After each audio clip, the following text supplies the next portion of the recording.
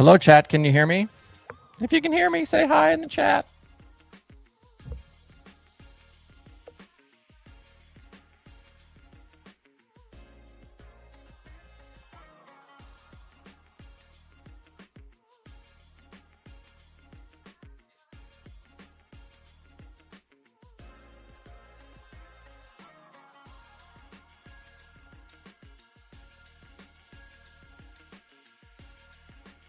What up? It is Wednesday, January 21st. It is right before 7 p.m. Eastern Time. How is everyone today? Hope your week is going well. If you're on the East Coast, I hope you're preparing for this winter storm we're about to have. Make sure you've got your bread and your milk, because that's what we do. We all go to the store and we all buy all the bread and milk, because that's what we do when we're scared of the weather. Yeah, it's Wednesday. We could talk about whatever you guys want. They are practicing right now, World of Outlaws Late Model Series at Volusia. Their season starts tomorrow. We are currently live on YouTube, Facebook, and the DIRTRACKR Patreon, patreon.com/DIRTRACKR. Grab that like button, subscribe button if you don't do so already. We will be live here for, 45 minutes or an hour. If there are topics you would like to get into, feel free to throw those into the chat. Questions. We can talk about all sorts of things, because there is no lack of things to talk about. Obviously, just coming off of the Chili Bowl, we had lots of drama over the weekend at the Wild West Shootout. We have potentially some more sprint car full-timers being announced very soon, maybe some not being announced. So yeah, we can talk about all sorts of things. I know some people were wondering why I haven't talked about the high limit flow racing Fox Sports 1 stuff yet. Just haven't gotten a chance to. It's not really, it's been a few days. I think they announced it, back on Saturday at this point. Yeah, so plenty of things to talk about. Let's see what you guys are talking about.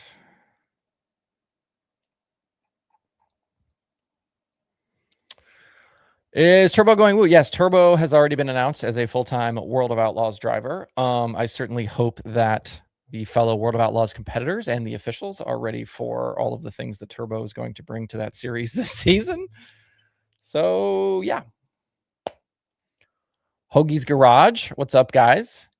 If you like lots of good dirt racing chatter, check out the Hoagie's Garage podcast. They do a great job.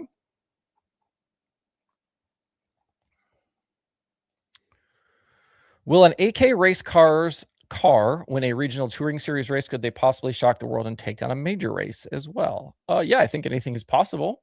I definitely think regional stuff is possible for those guys. Dallin Murdy obviously is a guy that a lot of people are super stoked on. So I wouldn't be shocked to especially see him, do something good on the regional side. Can they win a touring race? I don't know. It might be a little bit early for that. We know Tyler Bruning only has a single touring win in his entire career. So, we'll see what's possible there. I certainly like the direction. I like that they're taking a risk, but we'll see what happens with them. Kyle says, when's the KCP news going to drop? Or are they just showing up? I would imagine at this point, they're just showing up. We are literally going to be into DIRTRACKR Nationals, 2 weeks from literally today? So, I guess there's still time for them to announce it if they're going to do that. I wonder, though, if they're just going to show up. I think I would like it more, honestly, if they just showed up. I think it would just be cool if the trailer just rolled in, back comes down, NOS 17 or whatever number it's going to be, 18, comes rolling out of the back of the trailer. And, Sheldon just comes bebopping out. It might be more fun, honestly.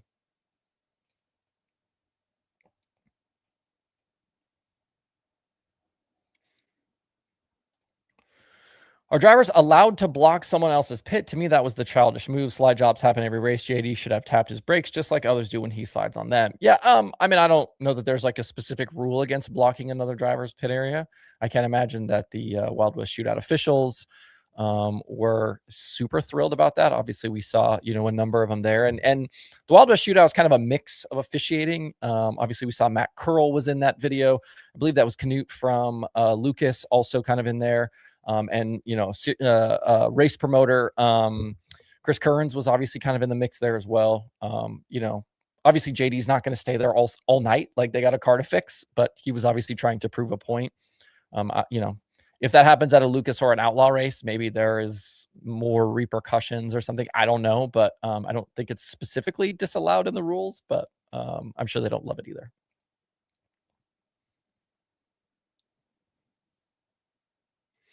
This is the thing. So Dirt 8822 asks, so is Brian Shirley considered a rookie in Lucas? And this is the same thing I have with the Dalton Wilson stuff, right? So because Dalton Wilson is considered a rookie with the World of Outlaws. At what point do we draw the line? And I know they're going to say, oh, they've never raced the series before, so yes, they're a rookie. So I guess under that guise, Brian Shirley is a Lucas Oil Rookie of the Year contender.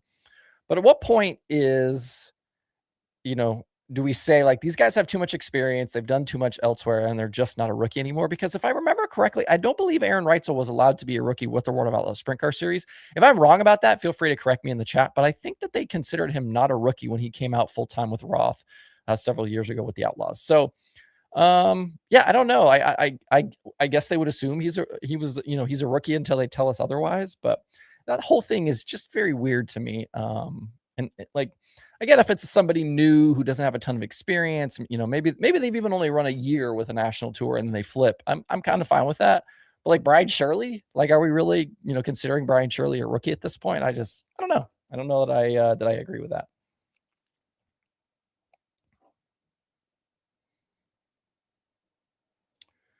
What's your updated opinion about the Dirt Cup at Muskegon?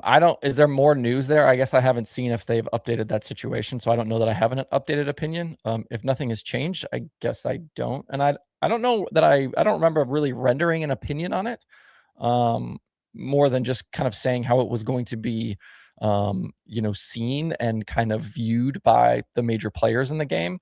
And when you start using series names and people, to promote an event that's not, those series are not involved in, obviously that's not going to go great and people aren't going to love that. But yeah, unless there's something new here, I don't know what you are referring to.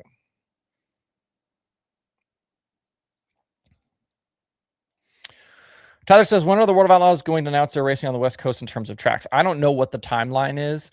There's obviously lots of kind of moving pieces there. I think one of the tracks that they're probably going to end up at is Stockton, but we know that the Stockton promoter, I believe, and his wife were involved in a car accident. They've been kind of dealing with that. So I don't know that they're super in a big hurry. Obviously, that West Coast swing isn't until the fall, so there's still plenty of time to work all of that stuff and then to announce it. I don't think there's any reason to believe that they are not going to run on the West Coast, those two races, and obviously the West Coast meaning California. We know Brian Carter came out over the winter, I think back in November, December, talked about them, potentially expanding that, fall West Coast trip out even more, in the coming years, maybe getting back north into Oregon or Washington. So I don't think there's any reason to believe that, that those won't be California races and that everything won't be, kind of fine there. Obviously two of the tracks we've heard is Calistoga and Stockton. I think those probably make the most sense at this point. So we'll see what actually ends up getting announced.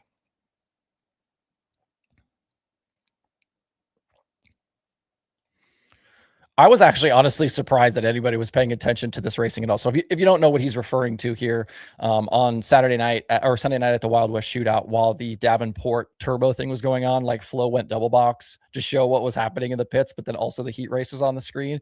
And I don't know that anybody was paying attention to the heat race. We were all watching that second screen to see what was going to happen between JD and Turbo. So I was definitely one of those people not watching the heat race.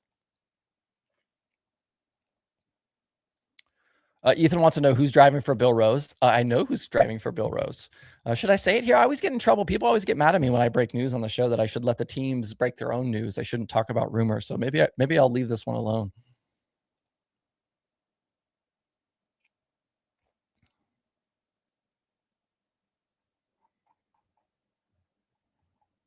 I cannot keep up with the chat. There's so many things in here. Hunt the Front news. I mean, outside of them potentially buying a racetrack, I don't think there's any other Hunt the Front news besides that. Keep checking to see what's happening with that racetrack. There's obviously, if you don't know what I'm referring to, Hunt the Front has been rumored to potentially be buying Southern Raceway. They kind of came out and denied it. But we'll see. There's still rumblings, and I know Southern Raceway came out and said that there's big news coming, but didn't say what it was. I think a lot of people probably think it's that. I've had all sorts of messages from people that they were like, "Oh, my brother's cousin's sister's neighbor, is friends with the Southern Raceway owners, and they say that this is what's happening." Obviously we don't have official confirmation, but that seems to be the direction they're going. This may or may not be true about the Bill Rose car. JD saying, hint, the driver's from Ohio and has a difficult to spell last name. Cecil wants to know if I think that Davenport will retaliate against Turbo. I do not. I think the situation is probably over. I think they did what they did. Davenport got his slider in that Sunday race. I kind of doubt there'll be more, at least, in the very near future, maybe down the road, there could be potentially more run-ins. Obviously we've seen both of these drivers be in plenty of situations. So I don't believe this will be the last time we see this happen.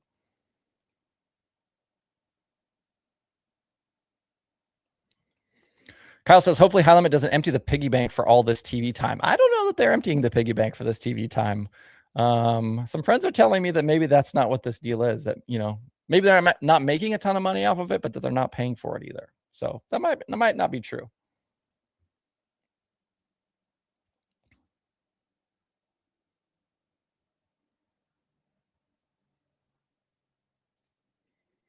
Does Emerson get more or less than 3 National Series wins this year? I'm going to say less. He's got to get the first one first, right? Let's let him get to 1 before we start worrying about 2, 3, 4, however many. Obviously we've known he's been close. We've seen him run well before, but I think they still got to figure some crew stuff out. I think Emerson, obviously he's peaking with what we saw at the Chili Bowl. But I don't know that he's, I don't know that we want to start trying to put those type of expectations on him just yet.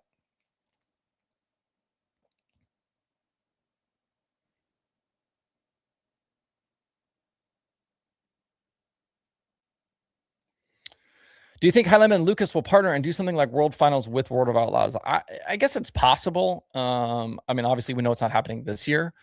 We've seen there be kind of dual sprint car late model events before with these guys. What was it? Atomic did their, what is it? Night the Stars came out, I think was one of these. But I mean, I guess it's possible that the schedules kind of don't really line up, especially with the way this Lucas situation is going with the Dirt Track World Championship and this late season thing at Eldora. So I don't know where that would happen or when it would happen. I do think it's possible we see more High Limit World of Out or High Limit Lucas crossover in the future. We obviously know it's not happening in 2026.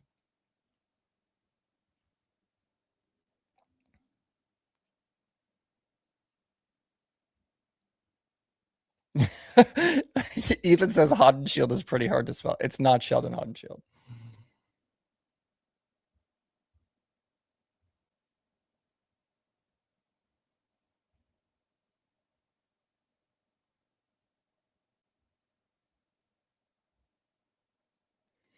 We talked about this. So commenter says Bad Brad's podcast with Romley seems like Kevin kind of hints young money may come out of late model retirements. Thoughts? I don't know that I think this is happening anytime soon. Kyle's got the kids now racing. You're going to see a lot more of that happening. They're kind of ramping up that program. I think, when Kyle does come out, it's going to be sprint car racing. I could see Kyle even racing the sprint car a little bit less just because of the stuff that's happening with the kids.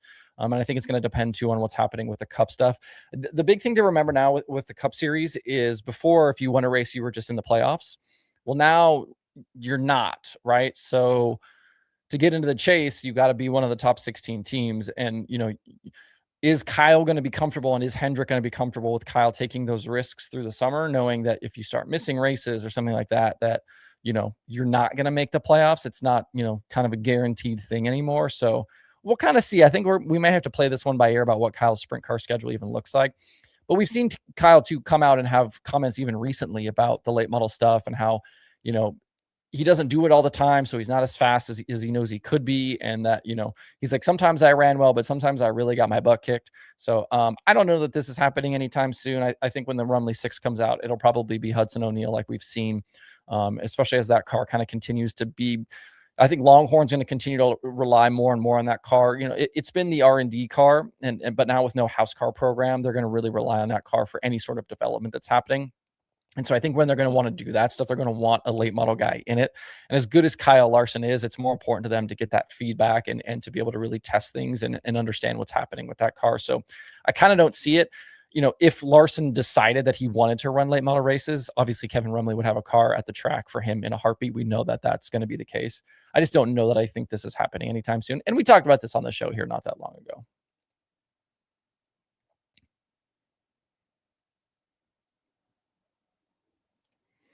I did not say that they were looking at a lawsuit. I said that in other forms of sports and things, they would be looking at a lawsuit. There would be, lawyers making phone calls, cease and desist letters, that types of thing.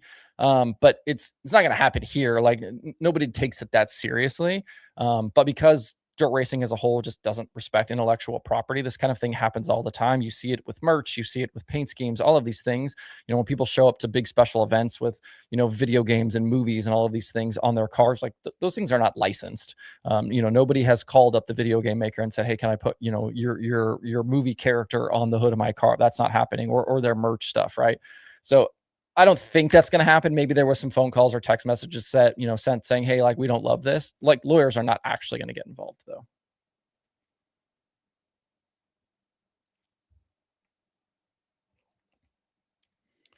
Richard wants to know what the first dirt track was that I went to and what year. It would have been probably 1986, and it would have been the now defunct Medford Speedway in Oregon.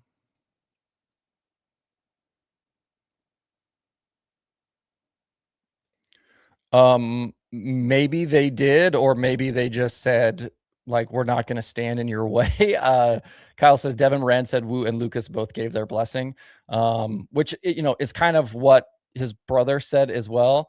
I've heard different, and, I know people at both series. I've had conversations with a lot of people around it, so, I don't know that I necessarily believe, the characterization here, but, maybe, I don't know.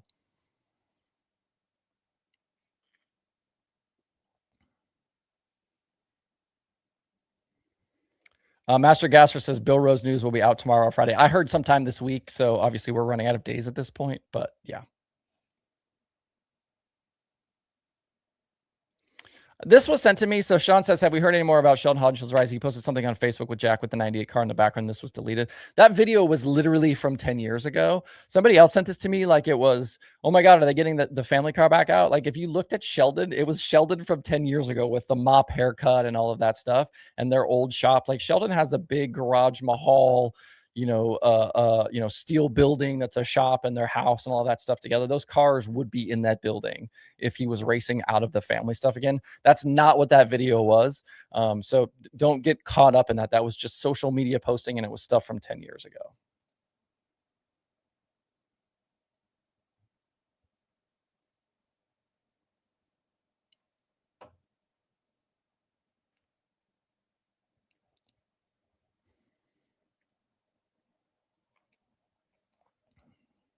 Clint says, "Does Pursley kill it this season?" I don't think Pursley will, excuse me. I don't think Pursley will come out and like just light it on fire. I think it'll take some time for him and Jarrett Martin to kind of, figure things out together. You got to remember, this is only going to be his second full season in a winged 410 sprint car. So I think the expectations probably need to stay manageable. He's not going to immediately be a championship contender, especially up against that group.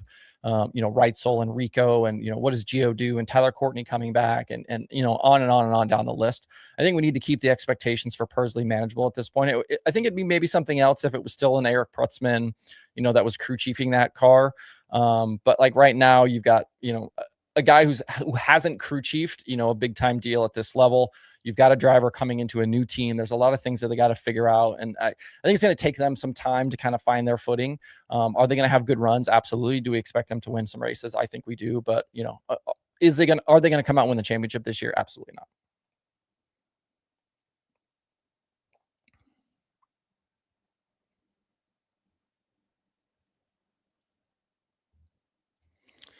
Kyle says, isn't Clinton Boyles running the micro stuff for the Larson kids? That's what I've heard.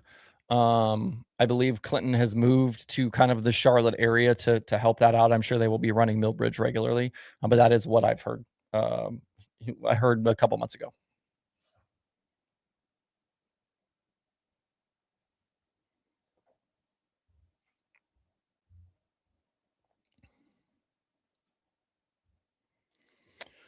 Have you heard of Hocevar will do more late model racing this year? I think it's possible that you could see him at another show or a couple of shows.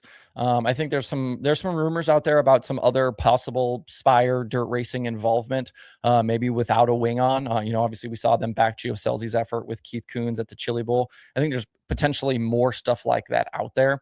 Are we going to see Hocevar run 25 late model races? No, but could you see him at the Gateway Dart Nationals? Could you see him, maybe at some sort of midweek situation in between cup races? Yeah, I think that's possible.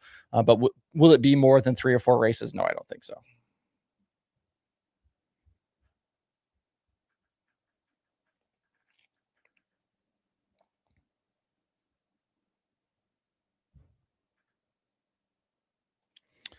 Did everyone enjoy Billy Moyer in the booth? Also, was this the first late model race with both the twin girls making the race? I don't want to misspell that. The Eisenshank sisters. I'm not sure about the stat part about whether this was both their first kind of made late model race together. But obviously they're figuring it out. They're running sprint cars and late models and bouncing around and doing Gateway. And obviously they did Wild West Shootout. Again, expectations, but I think there's good things here. I definitely enjoyed Billy Moyer in the booth. I like when you get those kind of veteran guys that know what's going on. And Billy's got, kind of the perfect demeanor for that. And him mixing it up with DJ and with Ben Shelton, I thought was good. Is Kirk breaking news here? How many rules are we going to change because of this Rumley test car? Who has to get hurt or worse from a bolt-on clip being made legal? Why do we need to change a rule because of Mark's choice of building a new car?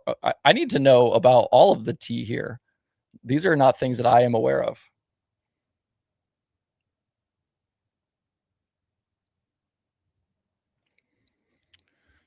So do you think we will see a champion that's not, I'm guessing he means Hudson, RTJ, or Moran with Lucas? I kind of don't. I think RTJ is probably the pick here, especially with him and Burrows back together and no Chase, no Lucas playoffs anymore. I definitely think RTJ is going to be the favorite here, given what we've seen the last couple of years.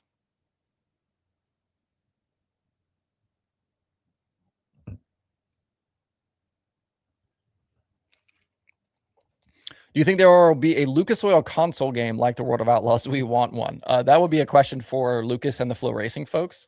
Given Flow's connections and resources, maybe that's something we could see in the future. I haven't heard anything. I don't have any information there about something being possible, but we certainly know that they are not afraid to make some stuff happen over there. Tyler C's, thanks for the $2, dude. Have you heard anything on new dirt at Huset's? I have not. That's a new one. It wouldn't shock me, obviously, given the amount of resources and money that gets put into that place. But if anybody else has details there, feel free to share those. Ben Crow says, apart from Emerson Axum, whose stock do you think rose the greatest during the Chili Bowl? I mean, I think you have to put, a Jet Barnes at the top of that list, right? How many people didn't even know who Jet Barnes was before, this last week of the Chili Bowl? I posted about him on the DIRTRACKR Facebook page today. 14 years old, from California, already has a 360 sprint car win at Placerville. This is a kid we're going to see and hear about a lot more, I think, in the coming years. Hopefully they don't rush him too much. Obviously what we saw at Chili Bowl was amazing, but let's, let him take his time and learn, and not expect him to be, running with the World of Outlaws or High Limit, in the next 2 years.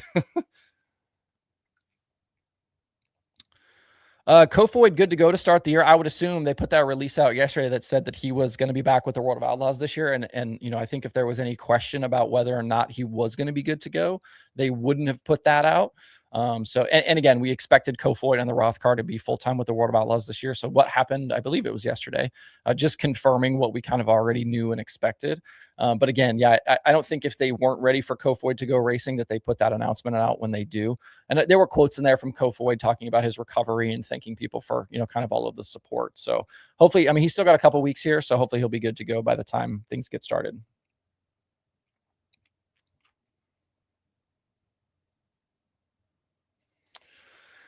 Sean says, hear anything on TJ Stutz running World of Outlaws? We know this is one that Jeremy Elliott has talked about a few times. I haven't heard anything specifically about TJ or his plans. I know he was in Australia. This could be a situation where they go to Volusia, they see what happens. We've got kind of those 2 Volusia weekends, to start the year. Maybe they can go down there and do that. If it looks like things are going well, they can sign on. You don't have to be signed on like basically immediately. You can kind of hit the races up, make your decision later on, as long as you still kind of have that perfect attendance. And he wouldn't be eligible for all of the kind of benefits right away anyway. When the new teams come in, I think you have to wait until June, if I remember the paperwork correctly, before you kind of get the full tow money benefits, provisionals, like all that type of stuff. Eric says, how many high limit racers will be at Volusia? I think a decent amount. We know Tyler Courtney and the 7BC are going to be there. I saw Tanner Holmes talked about the boot car is going to be there. I think a lot of teams, are going to start their season, want to get things going early, especially, those high limit teams, they don't race again until, or, the high limit season doesn't start until March there at Vegas. So they could potentially get some races in, kind of shake things down at those high limit or at those outlaw nights at Volusia. And then, really be able to hit the ground running when they get to Vegas in March. So I think there will be a decent amount. I don't expect all of them. Like, is Tanner Thorson going to go to DIRTRACKR Nationals? I kind of doubt it. Some of those teams further down, Volusia in February can be very, very difficult on sprint car engines. We've seen that happen so many times before. There was one year where David Gravel and CJB blew 3 or 4 engines literally in a couple of nights. So some teams just can't take, they can't afford to take that risk.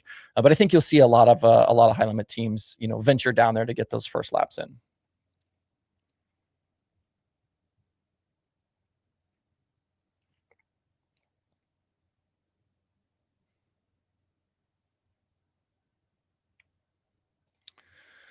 T. Hillamshine says, how does health insurance work with team? It's expensive. I highly doubt you get it through the employer if you're a crew guy. It depends, right? So you have to understand a lot of the big sprint car teams are owned by people that have other businesses. So there's ways to get those guys, covered and are they technically employees of the race team or employees of those other businesses? There's ways, for those guys to have full benefits. Obviously if you're further down, it's probably, a lot different. Maybe you're into the marketplace, at healthcare.gov trying to buy your own plan or something like that. But if you work for a major team, you're going to have, there's going to be 401ks and health insurance and all the typical things that you would expect.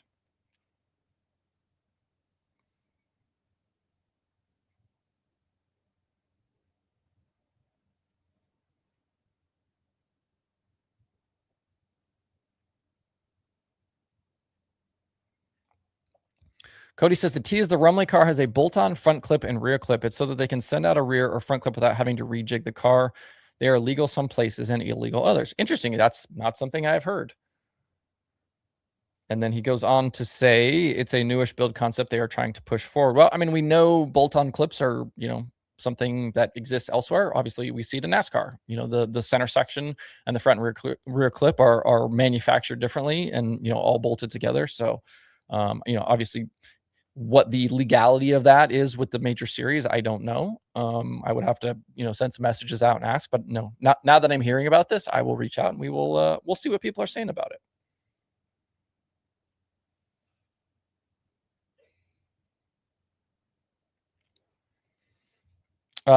Sheldon Hodenshield is going to be in the KCP car. He will not be in his own stuff. He will not be with another team. It's KCP. It's just not being announced or hasn't been announced.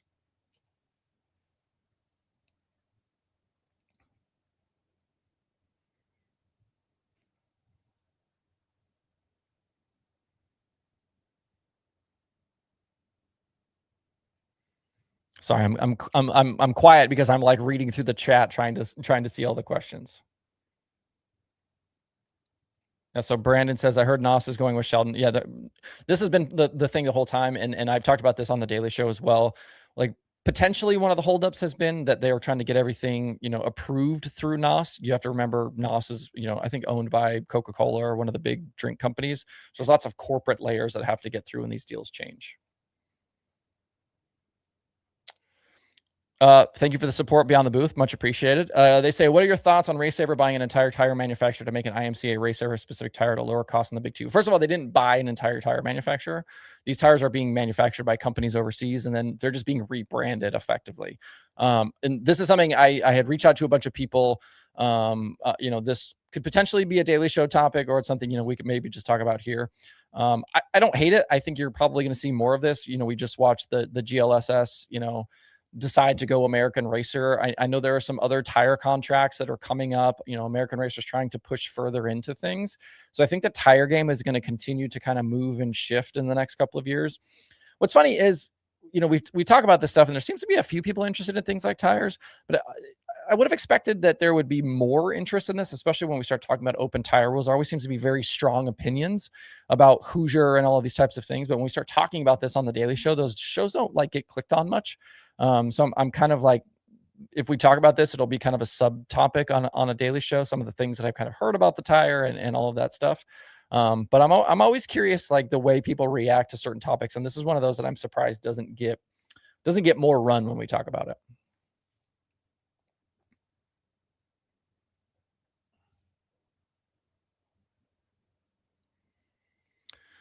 Yeah, David Smith says 17 drivers have signed on with the World of Outlaw Tour with a couple more expected. I would fully expect them to be 20 plus by the time everything is kind of said and done by tomorrow. So yeah, they'll have a very significant field.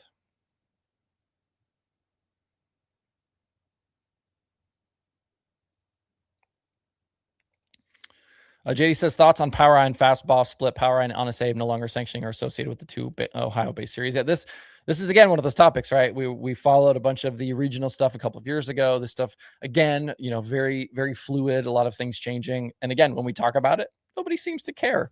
So I haven't dug into this one a whole lot. We've seen sponsors. Talk about the Honest Abe stuff. The logos have come off certain things, and I think what you're seeing is, that kind of power vacuum left by the All-Stars not existing anymore. Then, you see the All-Stars kind of come back, but it's a different form.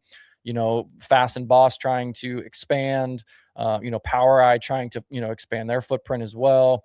But you're going to see a lot of change happening very quickly because they don't know what works, right? Like Rich Farmer, running the All-Stars has got obviously some idea. He's been operating in Ohio for a long time, but he's not, they don't have that formula yet, right? It's like everybody's always like, the World of Outlaw sprint car schedule doesn't change much year to year. But it's like, yeah, because they know what works. They've been doing this for a really long time.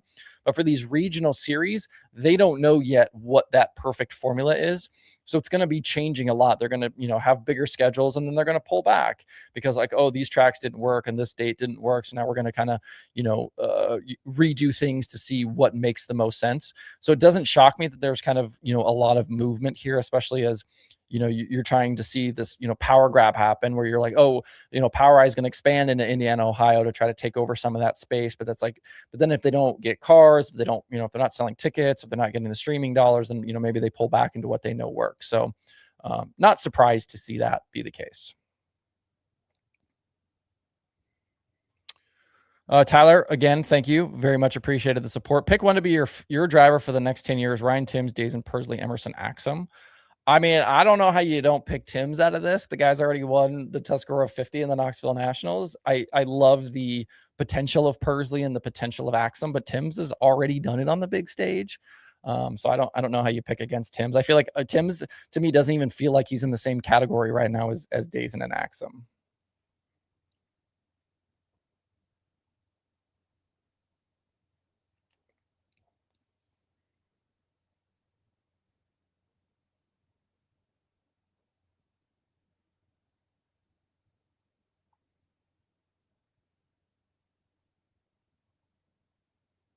It's funny watching all of you react to who's going to be in the Bell Rose car, but are you spelling it correctly? That's going to be the thing. This is like the Hunter Schurenberg problem. Do you know how many different spellings I've seen of Schurenberg?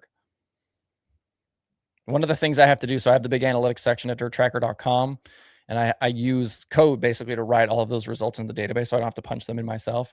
But when people's names get spelled a bunch of different ways, I have to be able to account for all of that. So like all of the different spellings of Schurenberg that have shown up in official results, I have to account for all of those so they all get associated to the same guy. It's really funny. It's not funny. It's actually really frustrating.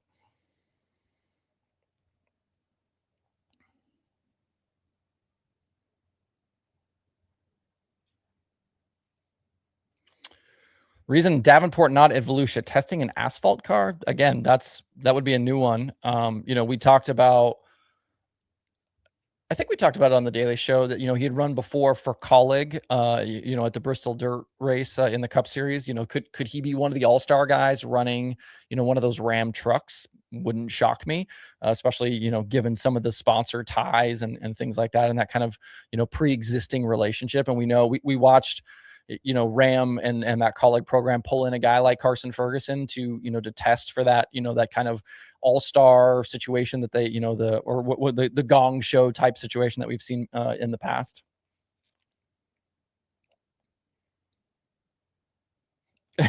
Tyler comes right back at me. Okay, then Axum Persley or Steven Snyder Jr. I'll go Persley. I'll go Persley. I like Axum a lot, and I don't want it to think it's like I don't want this to come off as because I picked Persley that I'm like down on Steven Snyder Jr. or Emerson Axum, because I'm not.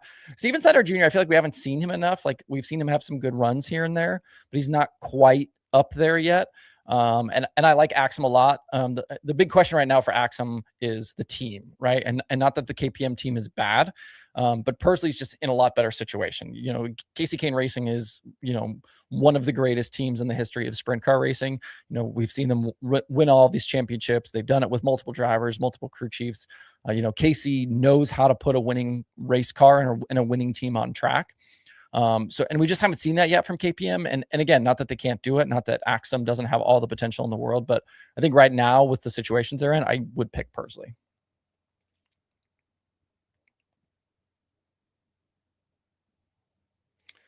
David says, think Axum World of Outlaws you. Yeah, I mean, like, I think World of Outlaws makes the most sense, and especially given the comments that he made during the Chili Bowl. If you missed it, he had, I think, won a heat race or a qualifier and got asked after that about kind of some of the Persley hype for that Wednesday prelim night.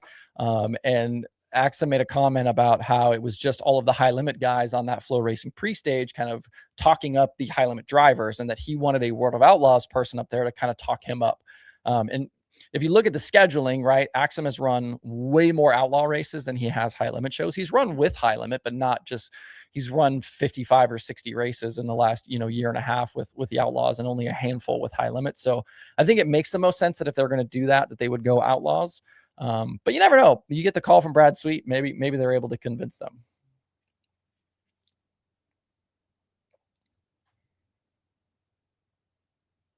This is also a great question. Easy Hunt says, who gets a national series win first this year, Persley or Holmes? I would say Persley, again, just given the team, and the backing and all of that type of stuff. The Buick 13 is a car you can win in.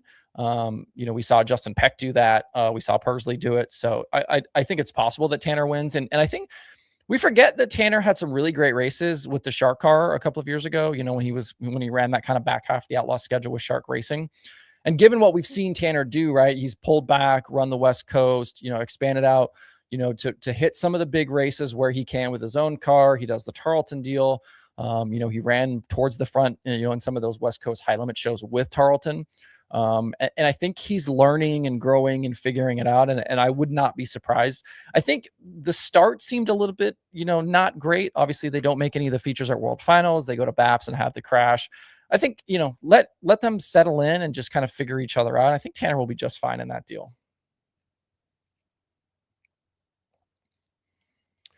Catherine says, what do you think about Trophy Cup going 410? I mean, we're going to kind of just have to wait and see what the ramifications are. This was coming. This has been rumored for a long time, especially with Kevin Rudeen getting control of that event. And we, all of the things we know that they're trying to do out in California to try to elevate 410 racing. California has become such a, 360 area, like 360 racing in California is just really, really healthy. So, taking this away from that, you're not going to get the car count, right? Like we just know that right off the bat. But can they get enough cars that it makes a lot, enough sense? And can they continue to use this as an opportunity to build the 410 scene? Well, I think I think this is one of those situations we're going to have to wait, 3 to 5 years before we'll really know kind of the full, picture of what this means for California racing.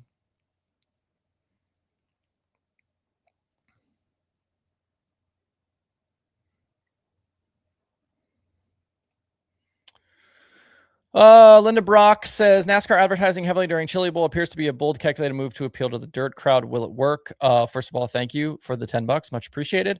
I don't know, right? Like NASCAR has, I think, a lot of damage control to do over what went on the last couple of months. So we'll see. If you ever read any of the comments on any of my videos or posts when it comes to things that are NASCAR related, they're not great.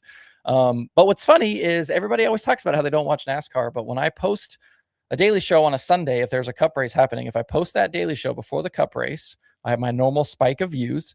Then the cup race starts, the views fall way down. And then once the cup race is over, wait for it, the views come way back up. So there are a lot of people in my audience who still continue to tune into NASCAR races, even if they don't admit it, they're watching. But yeah, I don't think it's a bad thing that NASCAR is trying to, appeal to some bigger groups of people, and Bell and Larson and Jesse Love and some of these guys, Hocevar that we've seen run some dirt stuff. They're on both sides. So, there's no reason I think not to at least try to maybe attract some of those fans back in.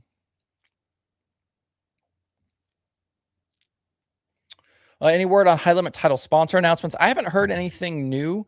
The last one I had kind of checked in with one of my sources several weeks ago was that they were working on 2 or 3 different companies, and kind of whoever signed first would get it. But that they fully expected that there would be a title sponsor in place before the high limit opener at Las Vegas. I've heard nothing that makes me think that I should believe otherwise, or that things aren't on schedule. But we still have, we're what, 6 weeks, 5 weeks away from that. So there's still a lot of time for that stuff to get worked out. So I wouldn't be concerned there.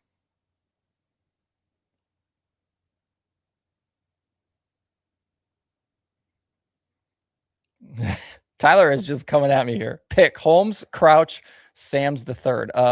Tanner Holmes. I like Crouch, the progress is there, right? But I still think there's more to do. And now he's going to go through a transition, right? So now he's got Tyler Swank. They're going to have to figure each other out. I think that could take some time. I like Danny Sams a lot. I think he's talented. But do they have the resources, right? Like, they're still a family operation. Getting to the racetrack, not tearing stuff up, trying to be consistent. That's going to be the name of the game for Sams.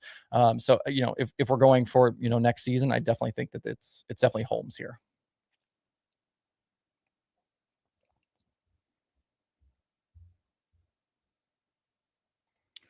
Cody says, you have a list of late model guys not yet committed to a series or not planning on running one. I don't know that I have a list of that. I think the big non-committed guy right now is Brandon Overton. I think they could potentially look at both series. I think they could also go pick and choose. If I was a betting man, I would say that I would guess Lucas again for Overton. But we'll see. One that I know who is not planning on running a series is Jimmy Owens. And there's been some kind of interesting things out there about Jimmy. We know he went to the Wild West Shootout, did some crew chief stuff. And I think, with what we saw last year with Jimmy winning the Hunt the Front championship, that maybe he could have made a jump back into Lucas or back into the World of Outlaws. But from what I've heard, they're going to go pick and choose. They're not going to choose a series this year, kind of do something similar to what we've seen them do the last couple of years. And the Hunt the Front Tour is a perfect situation for a guy like Jimmy. The races aren't that far from the house, right? Obviously he's there in Tennessee, and has some stuff at Kohler's in North Carolina as well. And so, those Southeast-based races for Hunt the Front really work for him. So, could he do that again? Absolutely. But I think for the most part, you'll see Owens do pick and choose. Outside of that, like, what's happening still with the second Coltman Farms car? I heard potentially Luke Morey could be a guy there. We know that they moved shops. Is that to the Coltman deal? What's happening with that car and that situation? But outside of that, I think we've pretty much got most everybody else covered. I don't know that I would expect any major surprises before the Lucas season starts in a couple of weeks, and before the Outlaws really get going tomorrow night.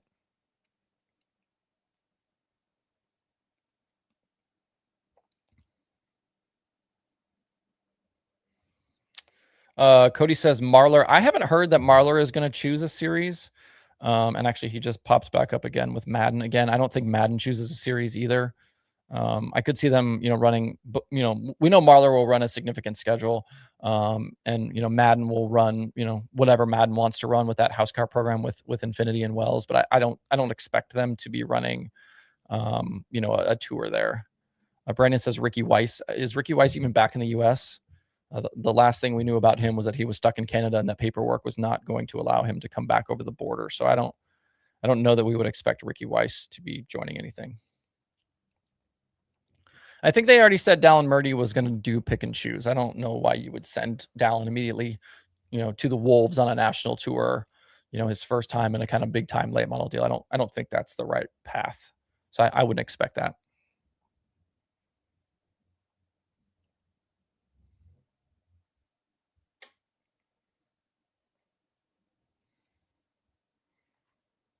God, have we already been live for 52 minutes?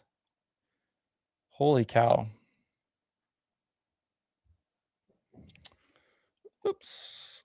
Donald McIntosh. I would assume Donald McIntosh will be Lucas or Outlaws. We know that Brett Coleman talked about wanting cars on national tours, and hiring Donald McIntosh.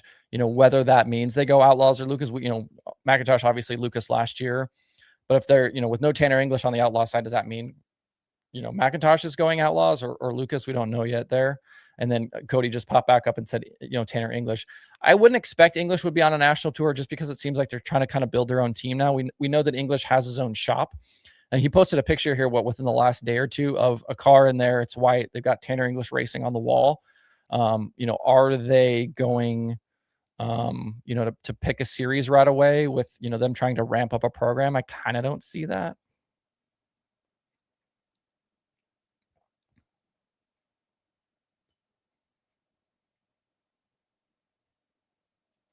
Why are late model races and racers so rowdy? It's fun to watch. I mean, we've certainly seen plenty of other, rowdy races from other types of series and stuff as well. I like the characters right now though with the JD and Turbo stuff. It's all shenanigans. Turbo I feel like has got some of this kind of gamesmanship stuff going on where he's, playing the restarts, he's on the high side and trying to pinch people down. The big thing for Turbo is like Turbo needs to win, right? Like Turbo needs to get back to winning at the national level. No Lucas, victories last year. I think he had one outlaw win. They come out talking about the, competing for the championship, right? And it's like, well, you gotta start winning races if you're going to beat Bobby Pierce for the outlaw title. So.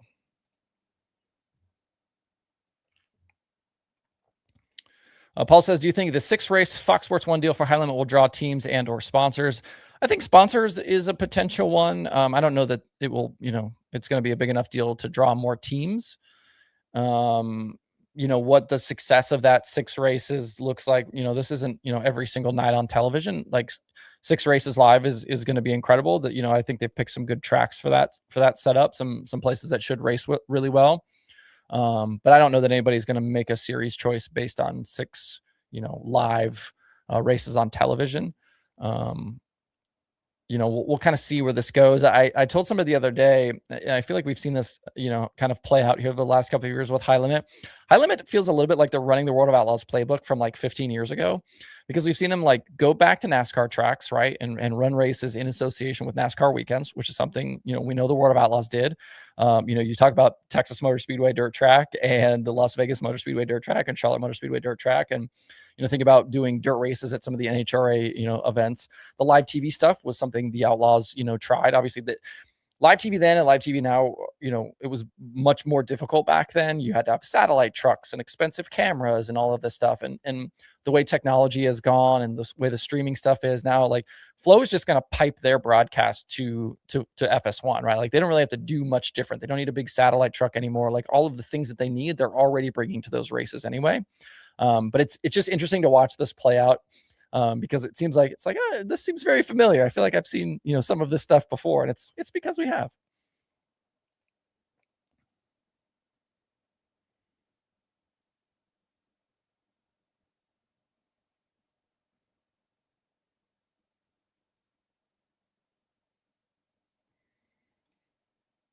Like your space alien hanging in the corner. That's actually one of my old pit crew helmets right there.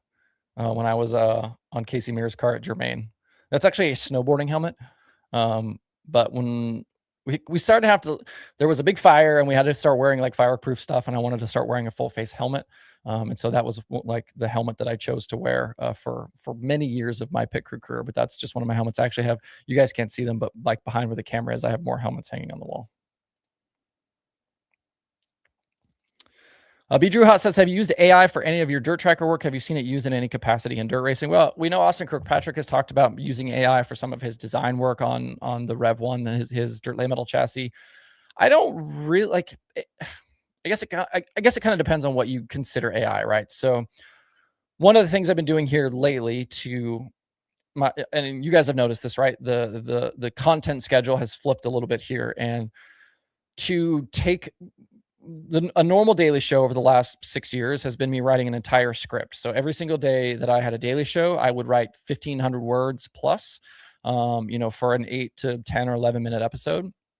What I'm doing lately is I'm not spending that time writing that full script anymore, because to write a 1,500 word script would take me, to put a show together from start to finish was, becoming 4 hours, 4.5 hours, 5 hours. So what I've done now is I'm doing bullet points. So I'm just kind of jotting down some notes and I'm just doing the show, but I still want to have the show transcript. So I'm just putting my video. I have a service that I use that basically gives me the transcript, which I then have to clean up, which is still taking me some time that I don't love right now. But in terms of like actual like video or photos or graphics, I'm not using it. Honestly, like the AI stuff in dirt racing right now, and I'm sure you guys have noticed this as well.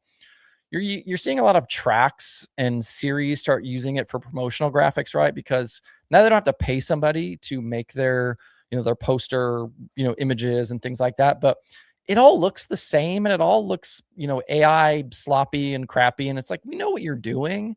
And I really wish that we would think about what's the best way to promote events and to put out social media graphics and to do those things, especially knowing that when everyone's using AI, it all looks the same. And so it's like, are you really benefiting? Just because you're able to generate an image doesn't mean that it's going to be good or that you should use it. So, outside of that, I don't like, you're not going to be seeing teams like do race strategy or anything like that. Like the technology stuff, just, it hasn't really caught on in that way. So I don't know that we're going to see AI change dirt racing in any meaningful way outside of, the AI slop that you see on Facebook.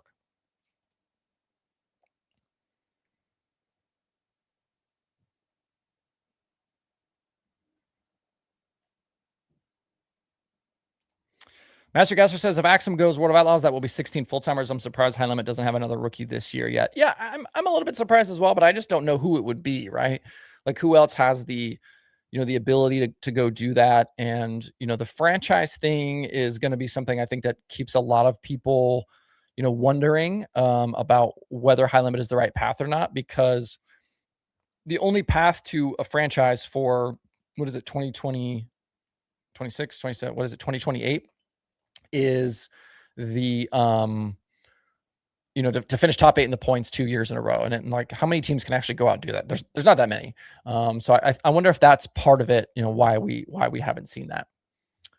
Sorry, I haven't been paying attention. I have the Patreon, so I can't put the Patreon chat in the same chat. So I have like multiple screens going on. I haven't looked at the Patreon chat here in a minute, so I apologize to Jeremy. He says, how many wins do you believe Ethan Dotson gets this year? Maybe 1 or 2. I think he kind of benefited a little bit from that stuff with Pierce and Hudson O'Neal at the Wild West shootout, but we hadn't seen him win a race at all since April of last year. And I think, we've seen him run well and have some good runs, but can they put it together all the time? And the Outlaws is going to be even more difficult this year than it's been in the last couple of years. So winning against the Outlaws means beating Bobby Pierce, Nick Hoffman, Ryan Gustin, all of these guys, Turbo now, on any given night. And it's going to be incredibly difficult to do that. So, maybe 1 is possible for him. Ben says, I bet you won't put that helmet on again. Well, I've done it here on a live stream before. And I think, I don't know if Jacob Hort is still in the chat. I know Jacob had a screenshot of it. I'm not putting it on again. I have put on a pit helmet for the last time in my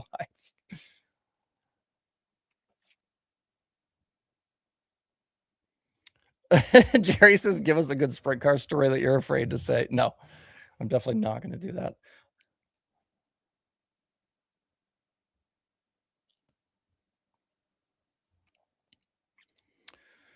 How's the schoolwork and family? I'm done with school. So I finished school back in August, my master's degree. So that was good. So yeah, all that's good. Family's good. Actually, my son is over here right now playing video games, being very quiet. He's looking at me right now.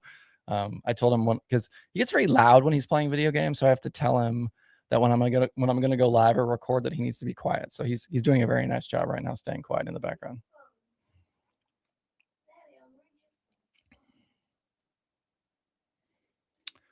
Do you think we'll ever see a dirt racer run the Indy 500 ever again? I mean, never say never, right? Does Kyle Larson count? I don't know. Feels like he counts.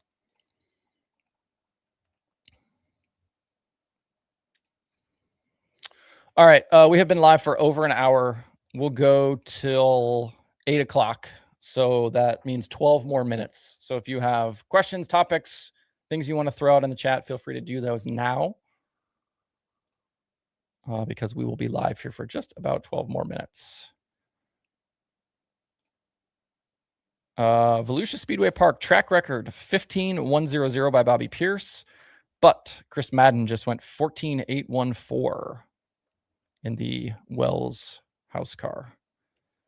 The air must be really good at Volusia tonight.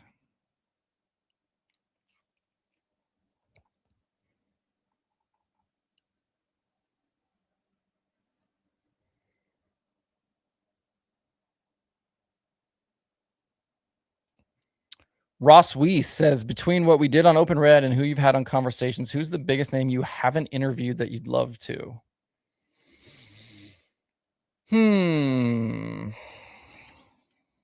Maybe Wolfgang would probably be pretty high on that list. Yeah, I don't know. I mean, obviously Bloomer would have been on that list since we didn't do him because he wasn't obviously a sprint car guy, and Open Red was a sprint car podcast, but I would have put him pretty high on that list. Yeah, I don't know. I feel like there've been a lot of people. There's been lots of people that I've tried to interview as well. People just don't get back to you. So yeah, but I would say probably Wolfgang is. And what's funny is we could probably get Wolfgang. It probably wouldn't be that difficult to do.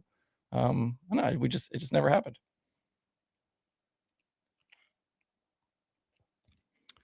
Denny Smith, do you have an opinion on MSTS adding 305s? I do not. That sounds good, right? More racing, more opportunities to race.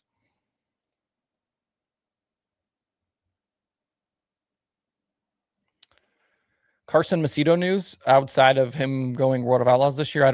There's not any other Carson Macedo news. Do you think there are too many series that have national tours, or do you think there are room for more, i.e. crate late metal stock cars or 305 sprints? I don't know how you would have a national tour with some of those other divisions, just because a lot of those divisions are not professional racers, right? Like, how can you have a national tour with 305 sprint cars when those guys they all have jobs, right? They get to race on Friday and Saturday nights, and that's it.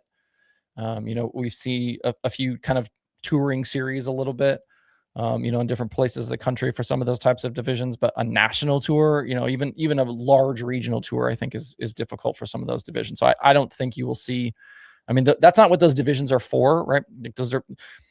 We start talking about the difference, right, between front gate and back gate, right? So a front gate event is, World of Outlaws, Lucas, you're going to draw big fans. There's going to be streaming crowds, all that type of stuff, right? But stock cars, 305 sprint cars, those exist so people can go race. So it's like those are back gate events. The tracks are making money on pit passes and all of that type of stuff, and a lot less on who's coming through the gates, and who is, who's watching on streaming.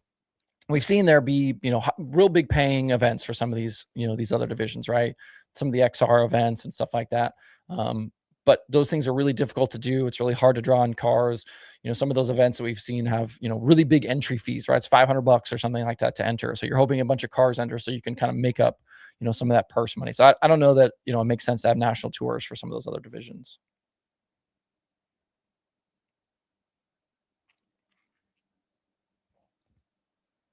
How many wins for Kofoid this year? I would say, how many wins did Buddy have last year? It's funny. I have a website for this. DIRTRACKR.com/analytics. We can go see how many World of Outlaws wins Buddy Kofoid had in 2025. I would say at least 8 to 10, as long as everything goes well and he's healthy and and all of that stuff is right. I feel like we're kind of past the point where we're going to see 20, 30 win seasons. I think everything is just way too competitive these days. For that to continue being the case. My buddy had 12 outlaw wins last year. So yeah, I mean, 12, 13, 14, I think is certainly within the realm of possibility there again. To be fair, we have tried in the past when, you see Ross in the chat here with Open Red. We tried multiple times to get Paul on Open Red, and he just doesn't message anybody back. Paul is not a person you are going to see interviewed by anyone ever. It's just not going to happen. So yeah, don't hold your breath. It's not about me being the man or Jeremy being the man or Flow Racing or anybody else. It's just not going to happen.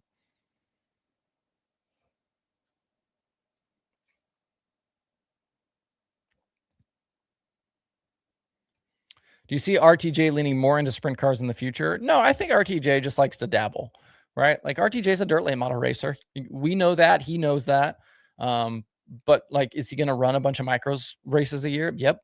Is he going to get in a Silver Crown car? Is he going to go run non-wing sprints at Central Arizona? Is he going to, run a wing car with Bernie at World Finals? Absolutely. And I think more than anything, that's what RTJ wants. I don't know that we're going to see RTJ full-time World of Outlaws sprint car driver. But is he going to continue to dabble? Absolutely. I think that's what he likes to do. Mike says, do you think Sheldon competes for a championship? I do not. I have said this before. Sheldon is on any given night the most exciting driver in sprint car racing because you just never know what he's going to do. He could, bang the boards and, go crazy and win, $150,000 race on the last corner, or he could plug it in the fence because he made a mistake, or he could, roll off the track and throw his helmet and get himself, penalized. Like you don't know. But to win a championship, right, you have to be consistent. You have to run top 5 every single night, right? We've seen it. If you're going to beat David Gravel, if you're going to beat a Brad Sweet, if you're going to beat, Rico, if you can't finish top 5 every damn night, you're not going to win a championship. Like you have to average at the very least a 5th place finish, right? Like Rico averaging a finish like in the 6s last year to win the high limit title is almost unheard of, right? But it was possible because of some of the situations and what happened last year with high limit. But if you look at what it typically takes historically to win an outlaw title, a high limit title, if you're not finishing at least 5th on average every single night, you're just not going to do it. And Sheldon can win any night out, right? But there's also too many nights where things go sideways for Sheldon. So I don't think he's there, right? He would have to make very big changes to the way he races before that could even be possible.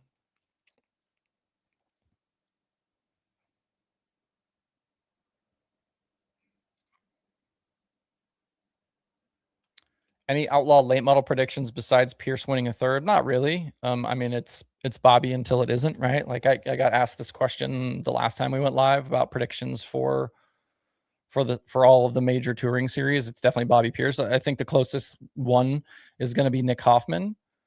So, outside of that, I don't know that we'll see, Turbo is going to be 5th to 7th. Gustin will be, 3rd, 4th, right in there. Yeah, I don't know, what else is possible there. It's going to be Pierce for the title unless Hoffman can take another big step forward, which I think is possible. Absolutely. There's been some crew changes for Hoffman. So I think that's possible. But yeah, I mean, it's Bobby. It's Bobby until somebody proves that it's not him. It's the same thing on the World of Outlaws sprint car side, right? It's David Gravel's the pick until somebody really shows us that they can bring the fight to the 2 team.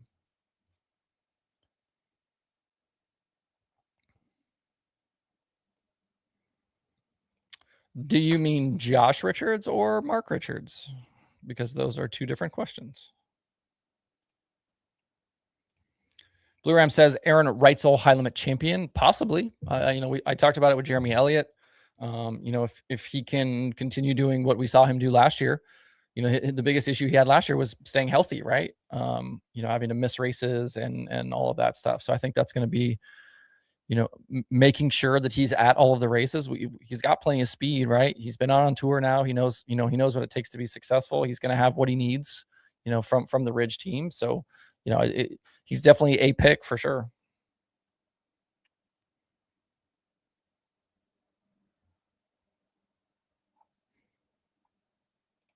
Brian says, have you ever been to Hagerstown Speedway before? No, I have not.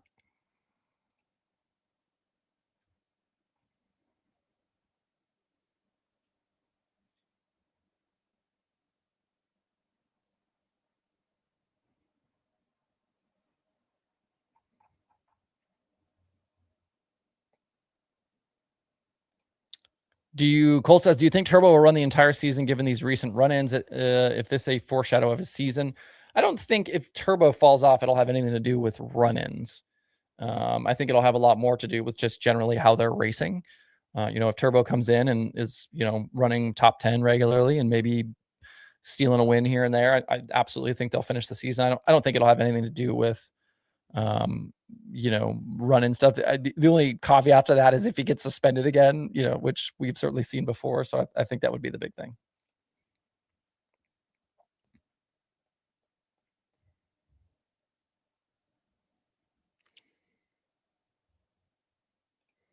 We're kind of a little bit too early for the regional stuff for sprint cars. The All-Star season doesn't start till April. I haven't looked at the Power Race schedule yet. I'm sure they have races in February, but they'll obviously promote that stuff. But I think you'll see, similar fields there that we've seen in recent years.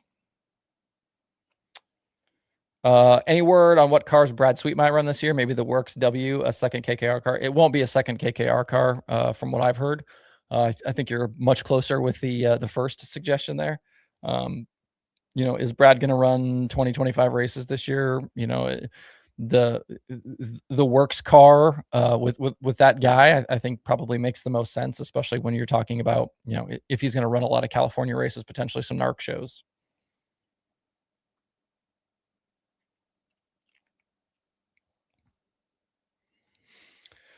All right, fam, it is 7:59, so right before 8 o'clock. We have been live for an hour and 15 minutes. If you have not, subscribe to the channel, hit that like button. Appreciate everybody tuning in tonight. I'm really hoping to have a really great interview for you tomorrow. So there may not be a daily show tomorrow because I'm going to record hopefully that interview tomorrow evening. But that would mean then potentially content late tomorrow night or sometime on Friday.